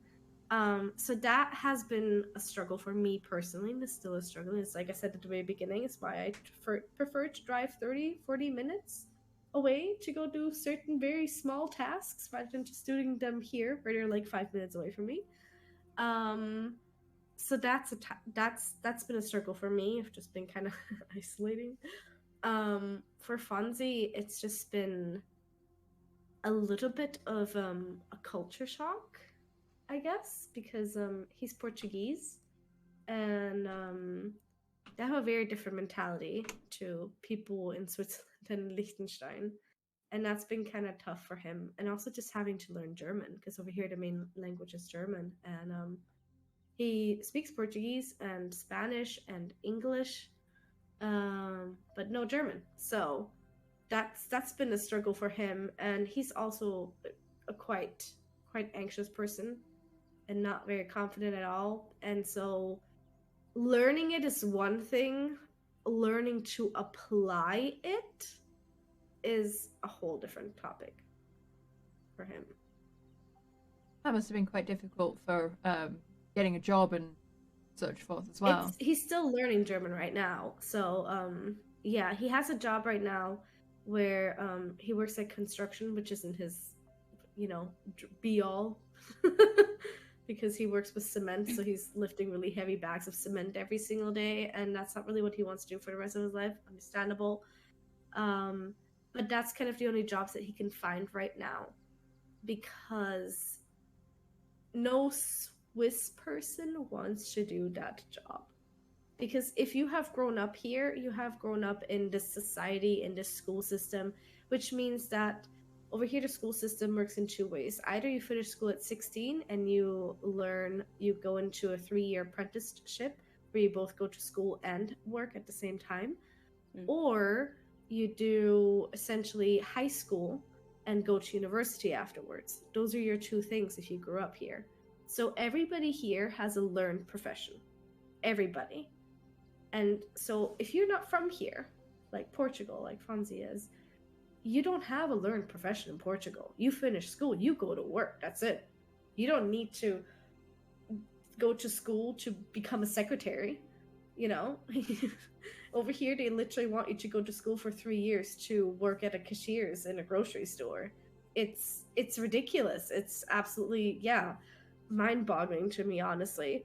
But because he doesn't have this learned profession, and because of his German hindrance, the only thing that he can really do is work really tough jobs, like at a construction site, and only within teams that have someone who either speaks Portuguese, Spanish, or English. I could ask more questions, but I realised that we're running out of time and we want to mention some other things as well at some point. So I'll only do one more of these questions. Do you think the games industry and streaming platforms do enough to help, and where needed, protect the people in marginalised groups? No. No, absolutely, plain and simple, absolutely no. They do not. They do not give a rat's ass about us. They only care about the cash flow. And if we aren't making that big money cash flow to them, they don't care. If I, for example, was to magically blow up and have thousands of viewers every single stream, you can bet your butt that they would treat me like royalty. I would get all the possible benefits that you could get on that streaming platform. I would get all the gigs and everything. But because I am not having like a 6,000 viewer average, I don't matter. And that's really sad, but that is how it is. Nope. I think that covers it. Yep. Exactly. We're not people. We're just a digit. Yeah. We're just a digit. I think they could easily do things. But I think it needs to start with talking to these creators and learning about them and their struggles. And as long as they aren't willing to do that, I don't see much changing, sadly. I think there are some things like in games itself with things like, you know, like EDI consultants popping up more in conversation, and like obviously I work for a charity which works with accessibility in games and things like that. It does feel like the tide is starting to shift that way, but it's going to be a hell of a long time. But then I've also worked on the other side in you know, the games industry and working with streamers and things like that. It is difficult, and I still think it's such a new market to a lot of companies, and markets I know is a shitty term, but it's like it's an investment. If you give stuff to a person, you want to get stuff out of it. It's a transaction essentially. But when you only go for the top numbers, you only really get one type of person. Mm-hmm. And that's not how you hit different audiences. I've seen a couple of companies do it so well and be so smart. I think Xbox actually has been good. Like, no one can be perfect, but there is always something very genuine in a lot of what Xbox does with accessibility, with diversity, with, you know, with pride, with just all of the different sort of promotions and like things that they do, and things like with the Pride controller they did recently. Somebody called them out and said, "Oh, so that's going away then?" They were like, "No, it's up all year. Like Pride all year. It's up. It's new now. That's what's on our store." And it's like, well, that's a change. That's nice. It's a positive change. Yeah. Huh. That's really cool. And like they had a disability showcase the other day to talk about not accessibility in games, but in the company and like the people that they worked with and stuff. And I'm like, holy shit, awesome. And they had Steve Saylor, Blind Gamer Steve, to host it. And I'm like, awesome. That's the first time I've seen anything like that. But I would love to see more streamers getting more opportunities. And like, you know, Twitch is a cool platform, but they could and I think should be doing more. Definitely. You know, I think if YouTube starts picking up on starting to do more and celebrate more groups and make discovery better and things like that, which discovery I think is something they're working on, then I see a lot of people switching to YouTube despite the communities they've grown here and the years they've spent, because it's just as simple as stream on YouTube, VOD automatically goes uploaded, then you can edit it while it's on the platform, then you can make clips. Once they get a certain amount of viewer time, they can be monetized and searched, which that can be done on Twitch. So like if I was in the games industry, I'd probably be looking more for a YouTube streamer, because their content is always going to be up, always have my product on it, and always going to be making me cash. Like if I was going for pure, hard, cold return on interest, I'd go for a YouTuber. Like, yeah, because a Twitch streamer is only really making content and showcasing that content you want them to showcase when they are live streaming. So yeah. And like I get why, like, sorry, this is an area I'm quite well versed in, and I get why companies go for these bigger streamers. There's what's known as the Jacksepticeye effect. And nothing against Jacksepticeye, because I think he's a fucking treasure and I would love to work with him one day. A genuinely good person who works really bloody hard and treats people right. But there's a very marked thing. When a game releases, if Jacksepticeye covers it, you can see sales. Jacksepticeye puts out a video, the sales shoot, and then they stay there for a bit. And then Markiplier puts out a video and it shoots again. But they literally have named effects because of how much it adds to a product. But they need to understand that, especially with lots of things like indie games, that's why you see a lot of indie games supporting smaller creators. because they have that much more vested interest in, like, let's work together, and all these tiny little bumps that all these people can bring us is freaking cool. And then we have a community base. Like, it's very difficult for, unfortunately, small creators to break into an established community base which has millions upon millions in it, but they do need to do better. There's rewards if they do better. I'd love them to recognize that one day. All right. Sorry, I'll get off my no, now. I know. There's been a lot of topics discussed in this podcast that honestly we could talk for hours about. Yeah. But it is time for us to finish up. So before we do our little spiel to sign off the podcast, is there anything, any last words, any piece of advice that you'd like to leave us with, Luna? Treat every person individually. No two people are the same. And if you are anxious to and scared to talk to someone straight off the bat, especially on the internet, like on Twitch or something, you can just lurk and get to know them a little bit. Find something that you have in common and then talk. You don't need to force yourself just to straight away be like, hi, how are you? Everyone is individual and everybody deserves to be treated as such. Yeah, that's my final words for that. For both topics, honestly, both disability and sexuality. Very nice. Thank you so much for joining us and giving your time. I mean, your time is your most valuable thing, so we really appreciate you spending your time to come and talk to us today. I'm sorry that we didn't really get to touch much on the sexuality side of things. I think that happens when there's like 3 people who all suffer from like different disabilities and stuff like that. So we're all like, oh yes, I have more to add, and me too. And it's just, yeah. But I'm gay in one way or another, so, you know. Oh yeah, by the way, the representation was there already, it's fine. But it was an absolute delight, and it was a very interesting conversation, so I hope everyone enjoyed it. Pan, you wanted to talk about the next Through Our Eyes big stream.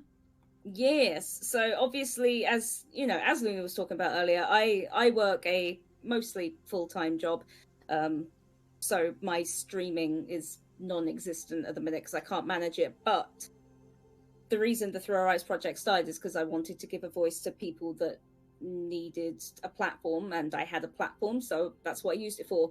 There have been so many attacks on the trans community, ramping over 12 years of Tory rule in the UK, which is honestly hilarious at this point, what's going on. A lettuce beat up Prime Minister, we're not even going to talk about that. That being said, I want to use this platform once again. So I believe it will be in December, but I need to have a look at my workload. But within the next 2 to 3 months, I will be putting together the next Through Our Eyes, which is going to be a discussion on gender and sexuality, I'm hoping to have a majority of trans guests. I would love to hear from trans people of colour. I would love to hear from Black trans streamers. I would love to hear from people who have detransitioned, people who are still transitioning, people who transitioned long ago, and people who are non-binary, people who are agender, people who are intersex. Basically, if you want to talk about gender, sexuality, being transgender, and what the UK is like, or what the US is like at the minute, I'd love to hear from you, because I want to start putting together a cast. We're going to need about 20 to 25 guests for 2-hour slots. I will also be looking for another host, but I might just side-eye Drac until... I was about to say... Yes, one of my hosts will, well, I'm sure they'll be happy for me to say publicly, but I'll wait until they're happy for me to announce them publicly. But it's somebody that has streamed with me a number of times, so you're in very safe hands. I am also looking to immediately bulk up the security around the channel and bring on a couple of new moderators, as well as reset up the block list and just ensure that no shit can go down. So it will be as safe an environment as we can make it. And we will probably make it a fundraiser as well, so any idea on charities, preferably UK based at the minute, and possibly something to do with media or getting information out there to the people that need it, I would love to hear from you. So Twitter's probably the best place. All right. Well, thank you everyone for hanging out. I hope you found it interesting and informative. Next, well, we haven't actually got a guest for our next podcast. So if anyone fancies coming and talking to us on the podcast in 2 weeks' time, hit us up on Twitter or Discord to talk about, well, pretty much anything in the marginalised groups umbrella, like LGBTQIA, whether that be disability, mental health, being BIPOC, any of these topics, and come talk to us, and help us spread some education and talk about things that don't tend to get to talk about. But yes, thank you everyone for hanging out. I hope you have a good one. If you'd like to keep in contact outside of the streams, do follow our co-host Pan and give our guest some love. They are on the Twitters and the Twitches. But yes, thank you all for hanging out. Thank you, Luna, again for joining us. Thank you, Pan, for co-hosting. Have a good one, and I will see you all soon. Say bye all. Bye. Bye.